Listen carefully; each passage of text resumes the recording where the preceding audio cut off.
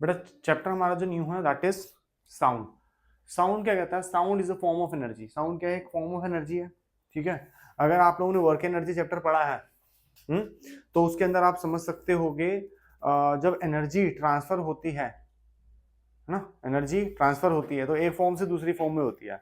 तो अभी हम लोग अगर काइनेटिक एनर्जी को, ठीक है, किसी के गाल पे रख के दे दें तो उसके गाल से एक एनर्जी प्रोड्यूस होगी जिसे हम लोग बोलते हैं साउंड एनर्जी, है ना।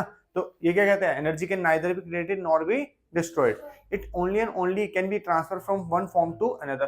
ठीक है ना, उसे चपेट मारना बोलते हैं वैसे।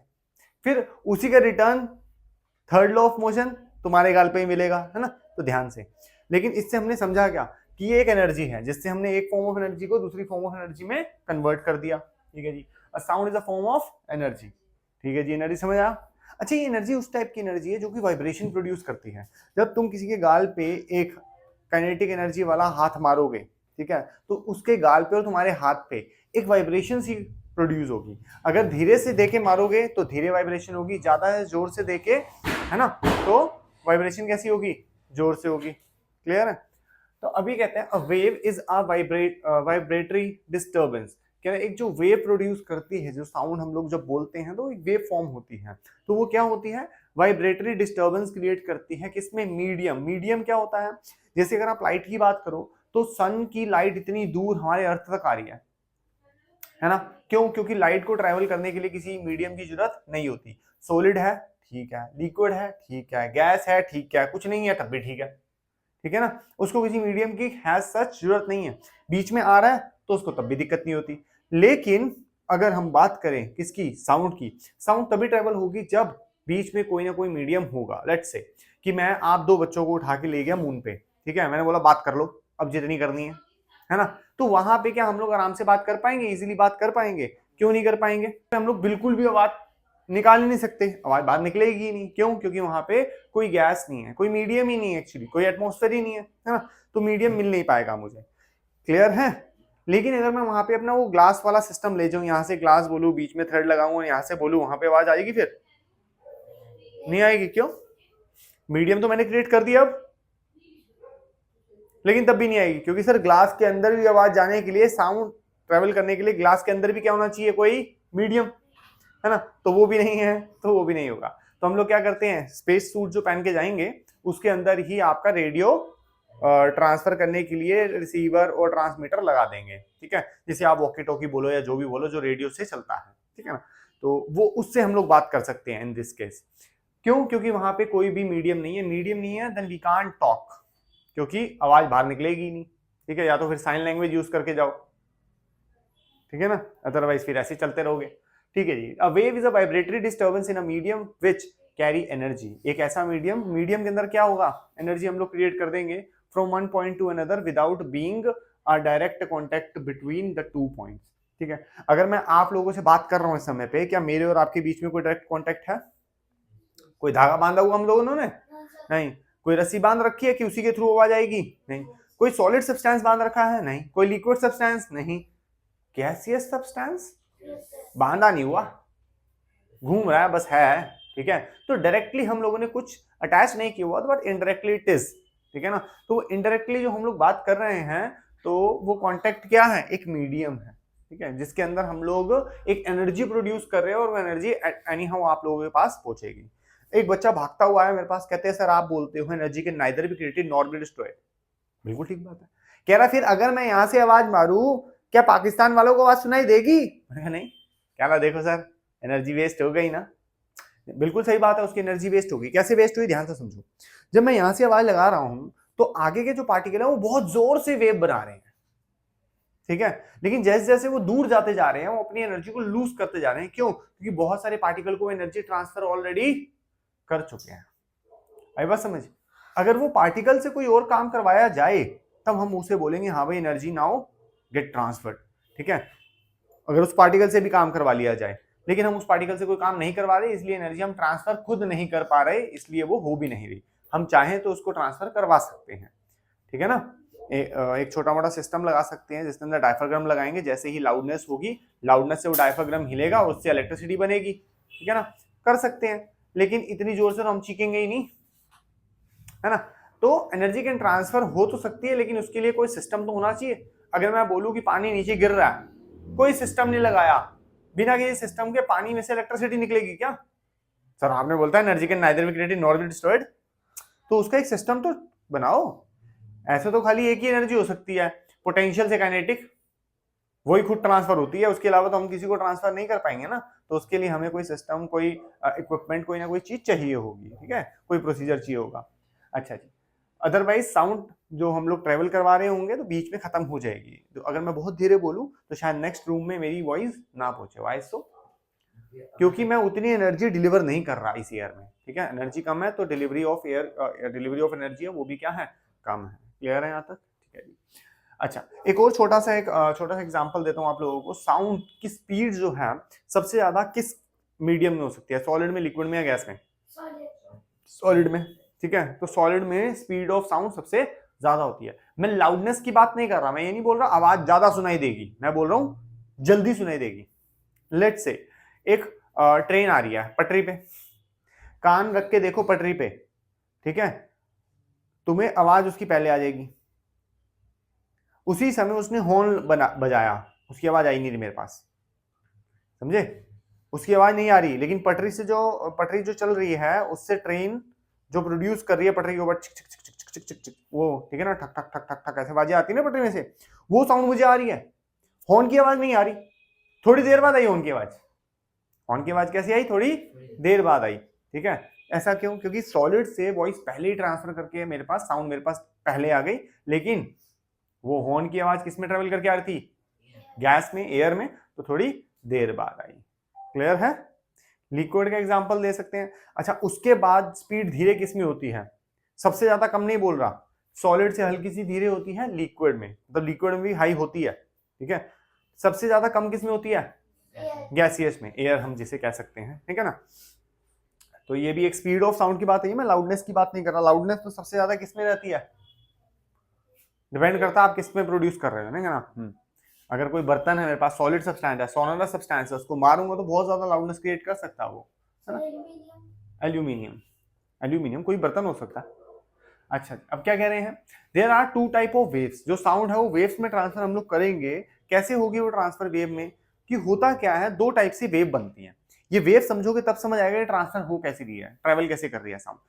एक है लॉन्गिट्यूडिनल वेव, जिसके अंदर जो पार्टिकल है आगे और पीछे होते हैं, लाइक दिस, ऐसे ऐसे अपनी पोजीशन पे आगे जाएंगे, अपनी पोजीशन पे वापस पीछे आएंगे। आई बात समझ? तो उसे बोलते हैं हम लॉन्गिट्यूडिनल वेव। कैसे बोलते हैं? लॉन्गिट्यूडिनल। अपनी पोजीशन में आगे जाएंगे, अपनी पोजीशन में पीछे, ठीक है। इवान एक बार इधर आ जा, और तू भी इधर आ जा, पीछे आ जा। अगर इसको समझने के लिए थोड़ा एक सिस्टम बनाए हम लोग, समझने के लिए हम लोगों ने क्या किया है, आ गया कर,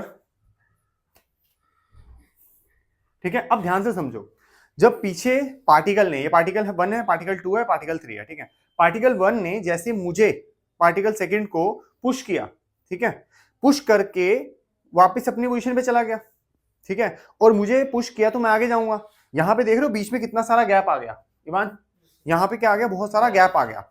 तो यहाँ के जो पार्टिकल हैं क्या बचे? अब नहीं। तो यहाँ के जो पार्टिकल है दूर दूर चले गए, क्योंकि इसने मुझे जब पुश किया तो मैं कहां चला गया? करियो पुश एक बार बेटा, पुश किया, आगे चला गया, ठीक है, और वो कैसे चला गया? पीछे। तो वहां पे एक चीज बनी जिसे हम बोलते हैं रेयर फ्रैक्शन, मतलब कि वहां जहां पे पार्टिकल बहुत कम है, देखो ना यहाँ पे पार्टिकल बहुत कम हो गए, वो पीछे चला गया, मैं आगे चला गया, तो पार्टिकल क्या हो गए? बहुत सारे कम। यहाँ पे देखो पार्टिकल कैसे हैं? पास पास। तो इसे हम बोलते हैं कॉम्प्रेशन। क्या बोलते हैं इसे? कॉम्प्रेशन। अब मैं सेकंड का पार्टिकल फोर्स अप्लाई करूंगा, जो वहां से लेके आया था फोर्स, इसको, और अप्लाई करके आगे चला गया, और मैं क्या चाहूंगा? वापस पीछे। यहाँ पे अब क्या बन गया? Rarefaction. और ऐसे अगर पार्टिकल एक और आगे होता तो वहां क्या बनता? कॉम्प्रेशन, ठीक है।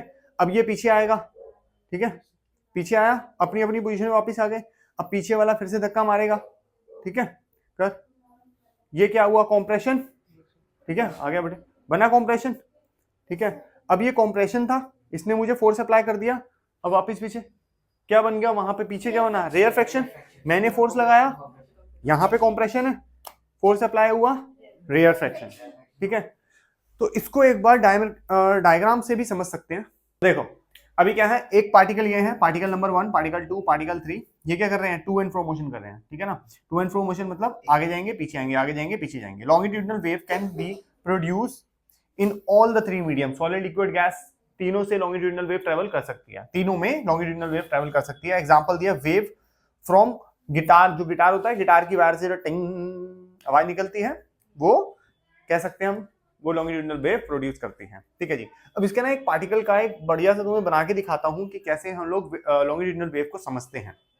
तो कॉम्प्रेशन बनाया हमने यहाँ पे, जहां पे पार्टिकल बहुत पास पास है, रेयर फ्रैक्शन जहां पे पार्टिकल बहुत दूर दूर है। तो कॉम्प्रेशन में क्या होता है कि पार्टिकल बहुत पास आएंगे, ठीक है, रेयर फ्रैक्शन में दूर जाएंगे, पास आएंगे, दूर जाएंगे, बताया था मैंने टू एंड फ्रो मोशन करके कैसे होता है ये पूरा प्रोसीजर। अब यहाँ पे एक वेव बनती है, वेव के अंदर क्या होता है, पार्टिकल जब ऊपर यहाँ पे ऊपर जा रहे हैं तो इसे बोलते हैं कॉम्प्रेशन, और जब नीचे जाएंगे we called it rarefaction, ठीक है। ऐसे ही वापस जब ऊपर जाएंगे वी कॉल्ड इट कॉम्प्रेशन, और जब नीचे आएंगी we called it rarefaction. और जो ये स्ट्रेट लाइन जाती हुई नजर आ रही है आपको, इसे बोलते हैं जीरो डिस्टर्बेंस लाइन। जीरो, ये लाइन बड़े स्ट्रेट जाती है, बताया नहीं था तुम्हें मैंने, नहीं बताया था, सुनो। देखो जैसे मूवी में सीन आ रहा होता है, कोई इंसान लेटा हुआ है, जिएगा या मरेगा, जीता तो कैसे आवाज आती है, टूं टूं टूं, मर जाता आवाज कैसी थी, टूं, लाइन सीधी हुई थी, देखिए कभी वो कंप्यूटर में, हाँ, तो वो लाइन सीधी हो जाती है, इसका मतलब वो बॉडी के अंदर कोई डिस्टर्बेंस नहीं बची, ठीक है। भगवान सारी डिस्टर्बेंस लेके चले गए हैं, जिसको भी भेजा था वो लेके चले गए हैं, लेकिन जब तक डिस्टर्बेंस है तो वो वेव्स बनती रहती हैं, ठीक है। अब वो वेव उनकी ऐसी होती है, छोटी होती है, ठीक है, ऐसी होती है, छोटी सी होती है, हमारी वाली थोड़ी बड़ी है एक्सप्लेन करने के लिए, ठीक है, छोटी वाली भी बना सकते हैं हम लोग। अब है हमारे पास ट्रांसवर्सल वेव, ठीक है, ट्रांसवर्स वेव हम इसे कहते हैं। इसमें क्या होता है, पार्टिकल अप एंड डाउन होता है, जंप होता है ना, अपनी पोजीशन पे अप होगा फिर डाउन आएगा, नेक्स्ट पार्टिकल भी अप होगा डाउन आएगा, ठीक है ना। इसके अंदर टू एंड फ्रो मोशन नहीं हो रहा, कैसे हो रहा है, अप एंड डाउन मोशन हो रहा है। तो जब अप एंड डाउन होगा तो उसके अंदर कंप्रेशन रेयर फ्रैक्शन तो होगा नहीं, तो सर फिर इसमें क्या होता होगा, इसमें हाईएस्ट पॉइंट होती है और लोएस्ट पॉइंट होती है। हाईएस्ट पॉइंट को बोलते हैं क्रस्ट, लोअर पॉइंट को बोलते हैं ट्रफ। अभी डायग्राम इसका भी एकदम बना के देखेंगे, ठीक है, समझ अच्छे से आएगा। अभी जो लिखा हुआ है अभी मैं बनाऊंगा डायग्राम, अच्छे समझेंगे, अभी मैंने बस बात करी है, इंट्रोडक्शन पॉइंट लिखा। A wave in which the particle of medium vibrate up and down at a right angle। ये नहीं है एंगुलर मोशन में ऐसे जाके ऐसे वापस आ रहा है, नहीं, up straight down at the angle of 90 degree to the direction in which the wave is moving. कौन से डायरेक्शन में, जिस डायरेक्शन में वेव मूव कर रही है, ठीक है, इस डायरेक्शन में वेव मूव कर रही है। कहते हैं transverse wave can be produce only in solid and liquid. ये गैसियस में ट्रांसफर नहीं होती, ठीक है। तो ट्रांसफर वेव किसके अंदर होती है, सॉलिड में और लिक्विड में।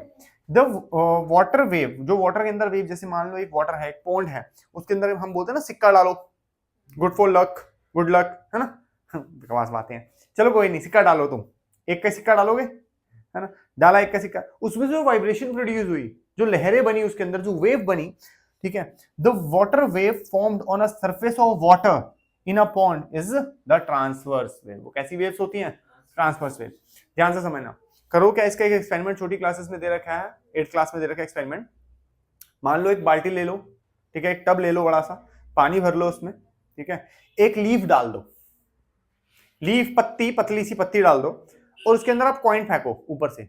आप जब कॉइन फेंकोगे तो वाइब्रेशंस प्रोड्यूस होंगी, वेव प्रोड्यूस होगी, और उस वेव के अंदर आप उस लीफ को देखोगे, जो वो लीफ ना ऊपर जाएगी और नीचे आएगी, कैसे होगी, ऊपर नीचे, आगे पीछे नहीं जाएगी, वो अपनी पोजीशन पे कहां जाएगी, ऊपर नीचे।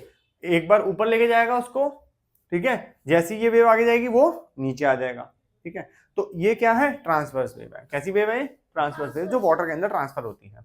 अब ये बनती कैसे है, इसके अंदर होता क्या क्या, उसको थोड़ा अच्छे से देख लेते हैं। देखो कैसे हैं, ऊपर के जो पार्टिकल है उसे हम लोग बोलते हैं क्रस्ट, ठीक है, और जो पार्टिकल नीचे जाते हैं वी कॉल्ड इट ट्रफ, ठीक है। तो ये जो वेव बनी है, वेव का जो हाईएस्ट पॉइंट अपर पॉइंट में जा रहा है, पॉजिटिव में जा रहा है, दैट इज द क्रस्ट, जो लोअर में जा रहा है दैट इज ट्रफ। ऐसे ही क्रस्ट एंड ट्रफ बना के वेव ट्रांसफर होती है, ठीक है। क्लियर हो गया यहाँ पे, ट्रांसवर्स और लॉन्गिट्यूडिनल वेव दोनों समझ आ गई।